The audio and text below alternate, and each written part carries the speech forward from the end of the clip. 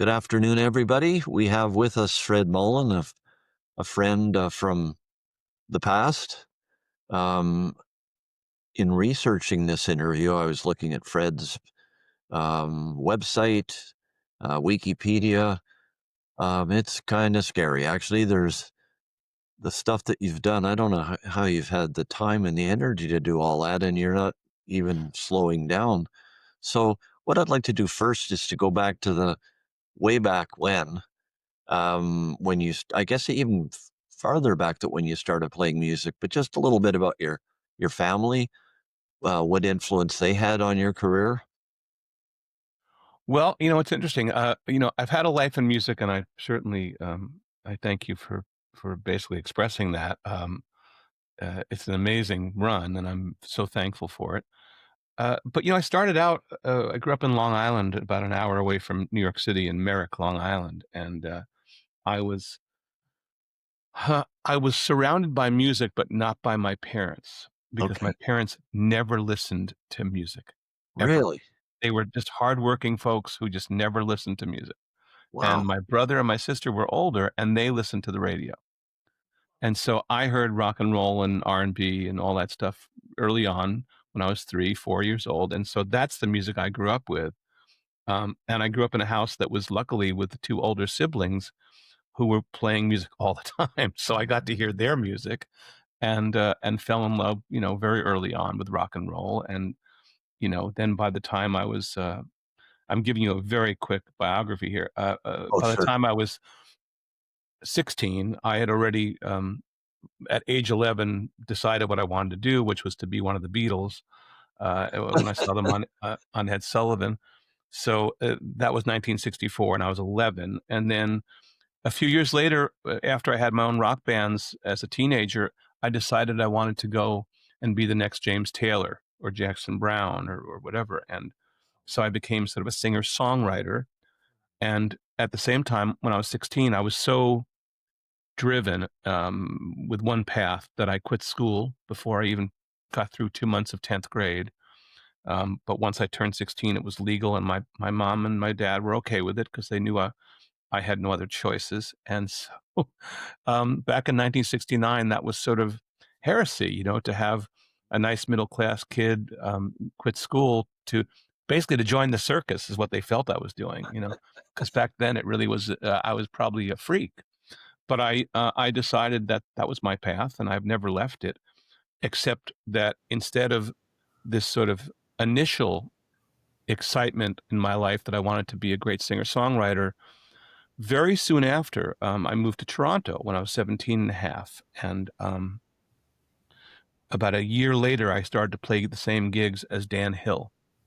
We'd be playing the same clubs and same colleges, and Danny was so good, and I was a good performer. I don't think I had the trauma in my life to make me a good songwriter, a good, autobiographical songwriter. And someone like Dan had enough that he really put himself in his music and his lyrics. And so we became great friends. And one day he asked me to produce a demo, and that was probably like 1973.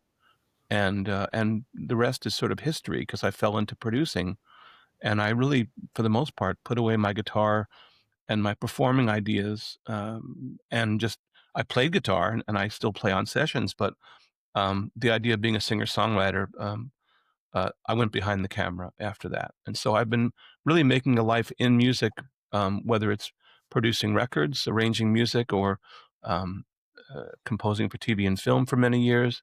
And then in 2001, I moved to Nashville, and I wanted to make music again with live musicians.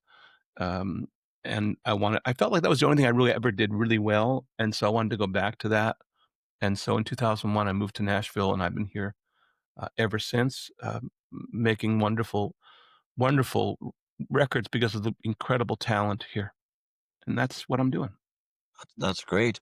And when you produced Dan Hill's record, um, you didn't really have experience as a producer.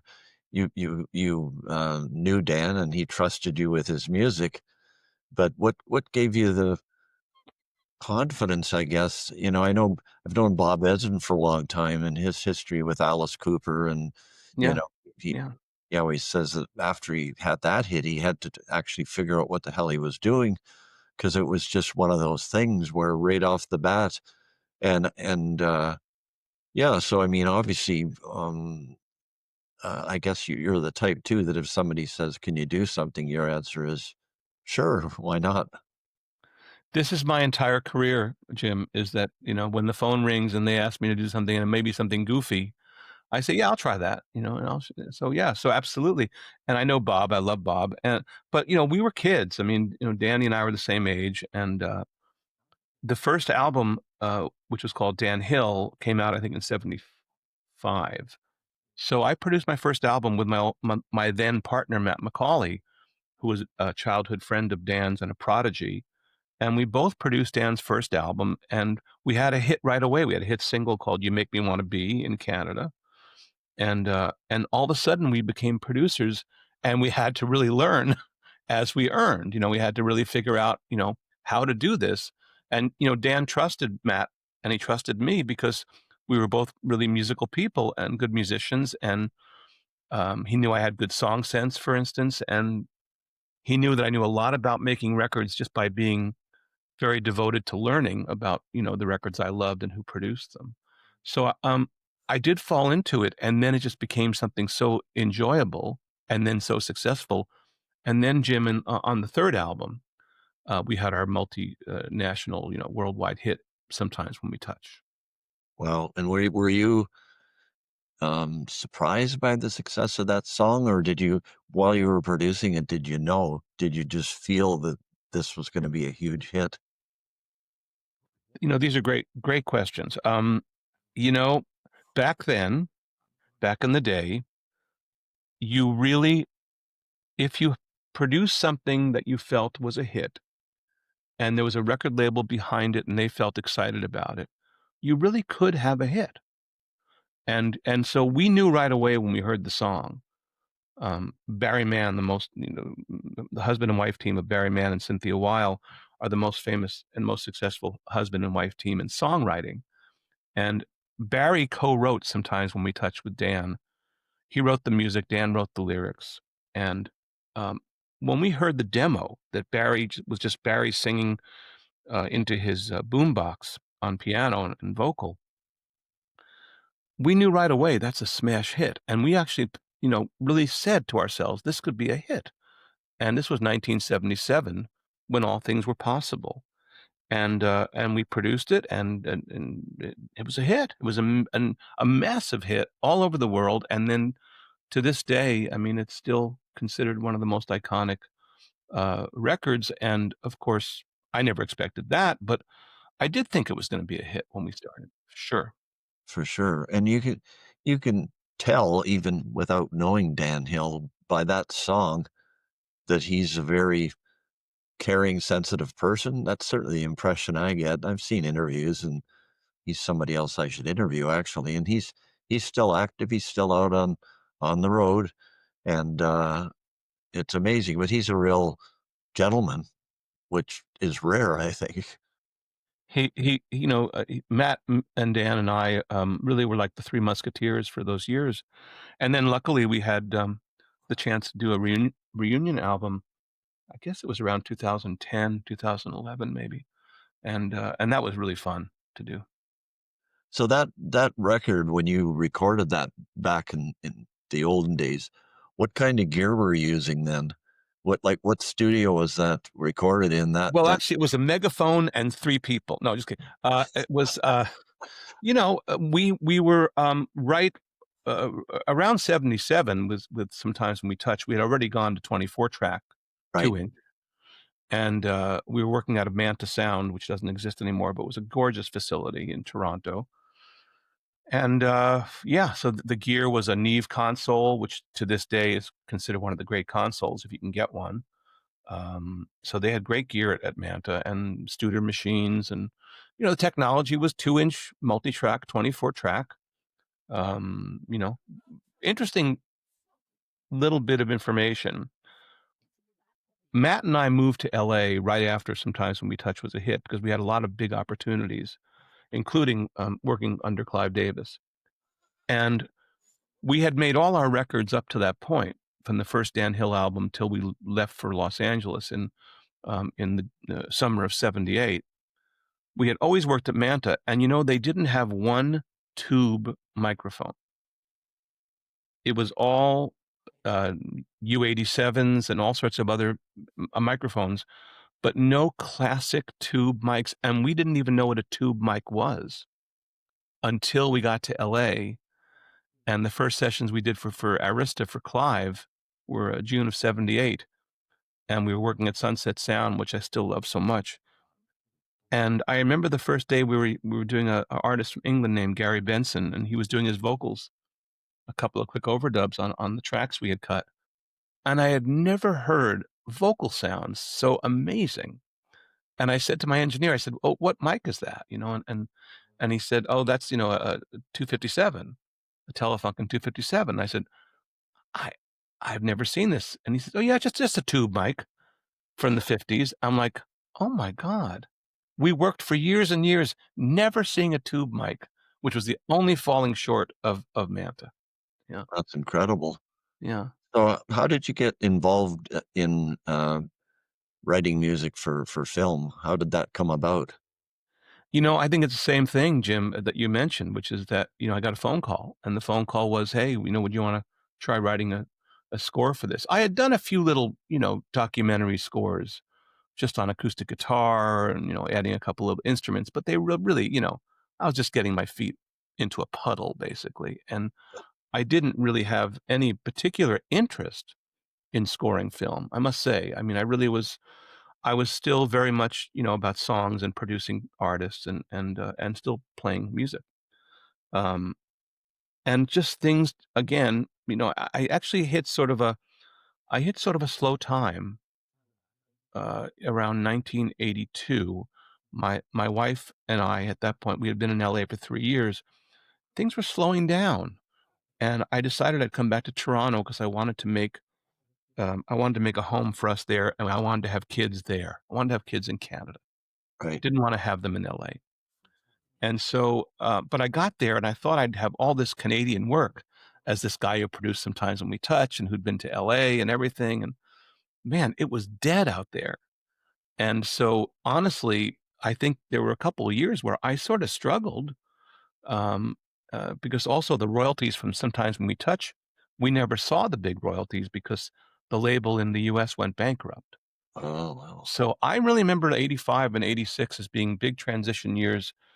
And I would get phone calls and occasionally someone say, "Hey, do you want to try scoring this TV movie?" And I didn't even really have good piano chops. I had okay piano chops, but I did it on synthesizer. And then eventually I got into a great sampled synthesizer, which is a Kurzweil 250, where I could really improvise and orchestrate on this incredible instrument of digital sounds and samples. And around '85, things turned around for me, but they turned around in a whole different world, which was composing for TV and film, and I sort of did that nonstop for almost 16 years. Wow, that's great. And did you do scores as well for actual orchestras where you I use the I score, can't you play yeah, I orchestra? can't I mean, I can read staff, I can't write it. Okay, So, the few times I've worked with an orchestra, I'll always bring in an orchestrator. right, And they'll work closely with me, but by no means, could I write you a symphony? No.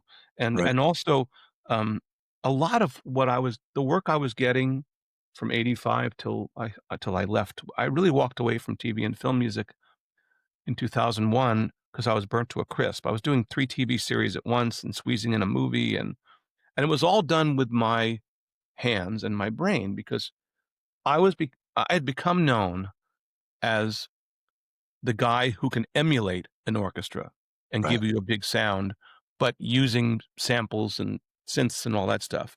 So I became one of Kurzweil's most well-known artists, and I used the Kurzweil and many other keyboards to create big sounding scores, all played and improvised initially and then played by myself. And so I really did not do much orchestral scoring. They generally knew that I was the guy who they wanted, and also, of course, it was less expensive, wasn't it? Because, Right. it was, I didn't have to bring in 40 people for an orchestral score. Yeah, so that was good timing in a way because it was just around that time that the film producers were looking at a way of, getting the music at less cost than bringing in the Hollywood Symphony Orchestra, and the Kurzweil, of course, could make amazing sound. Yeah, and it's interesting. I think Miami Vice changed a lot of things Right, because, once we had Miami Vice, they were really, really loving this, I hate to say it, synthetic, but almost pop and rock-based scoring. Um, but then I found myself doing a lot of horror music. I did Friday the 13th, the TV series for 72 episodes. I did Friday the 13th Part 7 and Part 8. I did, oh my god, all sorts of stuff. Forever Night, the vampire series. I mean, episodes of The Outer Limits. I mean, I really was, they do typecast you. But, again, even those kinds of films and TV series, they worked really well with the Kurzweil because I had great choir sounds and great deep string sounds. Back then they were pretty high tech samples. and stabbing sounds you need to have both, right? I let that just be like high strings. Yeah, yeah, yeah, yeah. Exactly. So did I see that somewhere in your life you lived in Amityville? Well, no, I just grew up. I grew up in Merrick, Long Island, but the hospital was in Amityville. Oh, okay, I see. I just wondered if being near Amityville I am affected. the Amityville horror. Yeah, I exactly, yeah, affected your ability to do horror films because that's I, one of the I am the Amityville horror. most famous ever, I guess. So, nowadays, you're focused more on producing than songwriting or film, from what I Well, I was understand? was really burnt to a crisp in 2001. I had been scoring film and TV nonstop, literally. Sometimes, like I said, 3 series at once, and squeezing in a movie, and also squeezing in a very occasional album. But I really missed making records and working with a team and bringing out the best in an artist. It's really what I felt I did well. And I just in 2001 I made a move to Nashville because it was I knew it was sort of one of the last places left with live great musicians and great studios.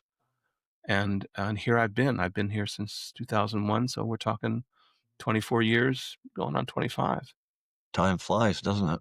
Mhm. Yeah, Nashville's an amazing place. A lot of good restaurants there. We used to go to the NAMM show there every year, and, it was always fun. And then all the live music downtown, just tons of tons of incredible live music as well as the recording scene.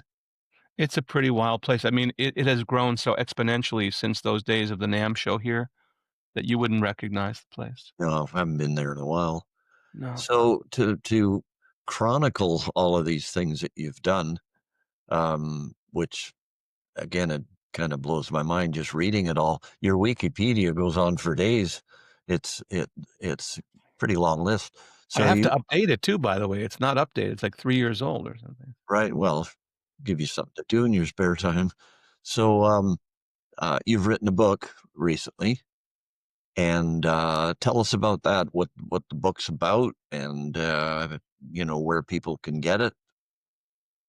Well, the book is called Unplugged, and, I wrote it over the course of the past 5 or 6 years on and off. I think about 5 or 6 years ago, I started to dictate into my phone, into the notes section of my phone. I would dictate stories as I would go for one of my walks, and, I didn't wanna forget stuff. That was really why I wrote the book. I had so many great behind the scenes stories, Right. and I just didn't wanna forget things, so I would dictate, and then I'd come back home, and then I'd look at what I wrote that I had dictated, and I'd flesh it out and correct it, and by the time I had 20 of these, I said to myself, "I can probably write a book," which was obviously a great mistake because I had to spend the next, 4 and a half years on and off trying to write this book, and then the last year and a half, I really put full time, into the book. I wrote it on my own. There was no, other writer with me, and, but, it's my first and my last book. I will never write another one, but I'm really proud of it because it does talk about, my life in music. It's really just about the wonderful people I've worked with and, the stories behind the records and the films and the TV, and I think it's, for anybody who's interested in having a life in music, or someone who just was fascinated by a musician, or an arranger or producer or film composer's life and times. I think it's a great behind the scenes journal on many levels. And like I said, I wrote it passionately, and I think it comes off pretty well. I'm very proud of it. That's great. And the thing is, for people aspiring in any career, doesn't even matter what it is, really. One thing I've always found that reading a biography, um, uh, which basically is what your book is, can be really not only inspiring but useful. It can be a how to, even though it may not have been intended to do that. Um, what book I read a really long time ago was on Thomas Edison, and his the lesson you get from that one is persistence. He failed in trying to invent the light bulb 10,000 times. And the guy kept going. I mean, when you read that, it's like, oh my God, like everybody thought he was crazy. And then 10,001, the light comes on. And what a difference that made to our lives. And Yeah. of course, in his spare time, he invented the phonograph. But a lot of times biographies are a way of learning not only about the person, but there's a lesson there as well. It's a how-to manual almost. Yeah, I mean, I don't know about you. Are you a fan of biographies? Because I'm a bookworm.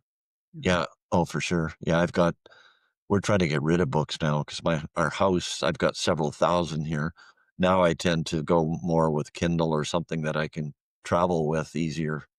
Right, me too. But yeah, I have a huge library. But you're dead right. I mean, I think the great part of a biography of someone you're interested in, or some part of what they've done that you're interested in, is that it can be a primer for you. It can be really serious life and craft lessons. And I think people who have read my book, besides the fact that they get a couple of laughs out of it, which I'm hopeful about, um, they do say, "Man, this is really good info." And I think that I I I do think that I've learned so much from being an avid reader of people's lives, especially people's lives in music and entertainment, and I'm very much. It's funny, I do these book events, and they introduce me as an incredible musician, producer, whatever, and now author. And I have to say, wait a second, I'm not an author. I said, I'm just a guitar player that wrote a book, because I hold authors in such high esteem, you Right.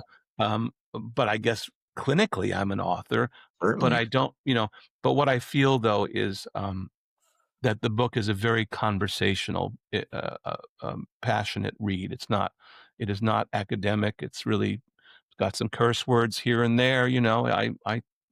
I wrote it the way I talk. That's great. The thing too is from writing, whether it's for a magazine, writing a book, writing for online, you learn so much from doing the writing as well. The research you do and the thought process of organizing everything and getting it so somebody else will understand it. That's an amazing learning experience, It's a huge accomplishment that I'm very proud I got through, and I'm proud I got it done. And like I said, it certainly was probably the largest and hardest project I've ever done. for sure. An album can take maybe at the most 2 months, more like 2.5 weeks these days. And, a book that book took 5.5 years on and off. And boy, just seeing it through was tough too.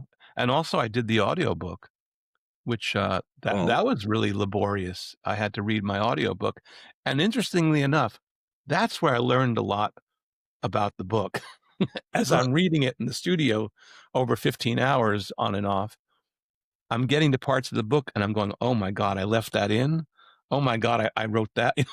So, but then there were times I was reading it going, "Hey, this is good," So I had sort of half and half. Half the time I was like, "Oh, I'm really proud of myself." The other half of the time is, "I can't believe I left that line in. That's terrible," So that's great. And, um, what's the best way for anybody watching this to get the book? I would love people to go to their neighborhood bookstores and put it under their coat and leave, but no. Uh, you can certainly, do the standard Amazon.com or BarnesandNoble.com or Indigo, .com. Those are all your obvious ones to do. Some stores carry it, which is great. If you want an autographed and inscribed paperback or hardcover, um, there's a website called fredmullenunplugged.com. And if you go there, then you can order it, and the publisher sends me the book right away, and I sign it and inscribe it, and we send it out to you. So Great. that's the way we love to do it because I love signing the books, and I'm That's doing some great events, and I'm really looking forward to more book events because they really they give me a chance to perform again, which I've missed. that's good. On the, notes that we include with the podcast, we'll also include your websites as well with a link, so Great, it'll be real easy for people to follow up. yeah. So, um, advice for, I guess, up and coming people like you, especially producers, any in today's world, it's obviously changed both technology and communication wise. It's so different from what it was then. What's your advice for somebody who's really serious, has some talent, but is just having trouble launching their career? I guess you could call it. It's so hard out there now. Um, Going back to our conversation about sometimes when we touch, which was in 1977, all things were possible, and the way we all lived, and the way music was delivered, and the fact that people actually bought records, and this was way before CDs and the whole nine yards. Now with streaming being the way people listen to music, um, the challenges are crazy because the competition is anyone with a computer can be on Spotify with their music. And now with AI, anybody who doesn't even have any musical talent can tell AI to write a song and record it, and it is completely fabricated by AI. So I have to tell people, and I do a bunch of colleges and recording schools where I'll come and be a guest speaker. And of course, I get these questions. And I have to be honest with people. And I say, listen, the only way you're going to get somewhere with your music is through 100% belief in yourself, tenacity and perseverance, and to work hard on your music. Like, you do not, don't take a second to take a break. Like, just be as good as you can possibly be. And I hope that your expectations are met. But if they aren't, a life in music is still possible. And that's a glorious thing. It just may not be as easy as it was back then comparatively. Um, but I'm not going to tell you, people, what I'll say to someone is, they'll say to me, I just did one in Oneonta at the State University in New York. And someone said, listen, I've got a day job. I'm going to keep the day job in case the music thing doesn't work out. And I said, don't bother with music because you can't have a day job you're going to keep and try to be competitive if you don't put 100% of all of you into your music and your creativity. And so, you've answered your own question, which is that you need to stay with your day job. And uh, that's the truth. You have to really just immerse yourself so completely. And it may not go the way you want, and it may be much tougher than it was back in the day. But I think everyone should have an aspiration, which is what I had, which was just to have a life in music and to be able to hopefully make my living doing that. For And I think people can still do that, but obviously the competition, the technology, AI, these things are all going to make things even tougher every day that goes by. You can't lose faith in yourself. You can't lose faith in your creativity. and all of those things that you're saying were always the case, whether it was Absolutely. 50s or the 2025. Those things that you mentioned are the most important part. And I've had a lot of musicians talk about a plan B, and my attitude is there is no plan B. Forget plan B. There's only plan A. and that's all there is. And otherwise, you can't, like you say, you can't compete with somebody who's so passionate that they've, just thrown away the life raft and jumped into the river. You can't possibly compete with that. So, what are your plans for the next 5 years? What are you going to be focusing on? Well, I know the one thing I won't be doing is writing another book because I'm done. It's one and done. I'm in the middle right now of producing a Jimmy Webb album. I've worked with Jimmy, who's probably America's greatest songwriter. I've worked with Jimmy since 1978, Wow, and I've done 7 albums with Jim, and we haven't done an album in about 14 years, and we're doing the next album now, which is all material that no one's ever heard, new material, and some songs that were written a number of years ago that no one's ever heard. So it's the first album of new material from Jimmy, probably in since 2004. So we're just finishing the tracks and vocals on that, and after that, I have right now this wonderful opportunity to work, hopefully, with Neil Donnell, who is the great Canadian artist who is the lead singer of Chicago. wow, And Neil, we had to postpone right now, but we're hoping to get back and make this record in the new year. He's a wonderful singer. I mean, just a killer singer. that's incredible. And somewhere in my research this morning, I saw that you um, maybe not entertain is the right word, but consider submissions from artists that want to have you produce their music. Is that true? Sure. I mean, that's always been true. I mean, now more than ever, and I think I've even put it somewhere in my information I gave to my web person. You know, when there's a project from, by the way, I love working with legacy artists, and I've worked with some of the greatest artists in the world. And I've also worked with great young artists, and I love working with both. I love being a mentor when needed, and I also love being someone to take care of one of the great, legendary artists like a Bill Medley or Johnny Mathis or, all these people that I've worked with who are more quote unquote icons and legends. But I also love working with, new artists. And if you come to me or come to me through my representation, which is fredmollin.com, then Amanda will respond. And there's a project that is being self-financed, or you may have an investor for an album project, but you're thinking I'm too expensive. I don't know until you tell me what you got, and also tell me what you want to do, and more importantly, let me hear the music. And if I like what I hear, there's a way to make a record with you. That's excellent. That's great. Well, people are encouraged to do that for sure. So that's been great talking to you, and I'm looking forward to reading the book. I know it's sitting in my inbox, and I'm even more interested now. And You're gonna get a lot of laughs. yeah, oh, for sure. All the best in your future, and I'll let you know when this episode will be available live. Wonderful. I'm so happy to see you and so grateful to be on your show. Thank you very much. Take care.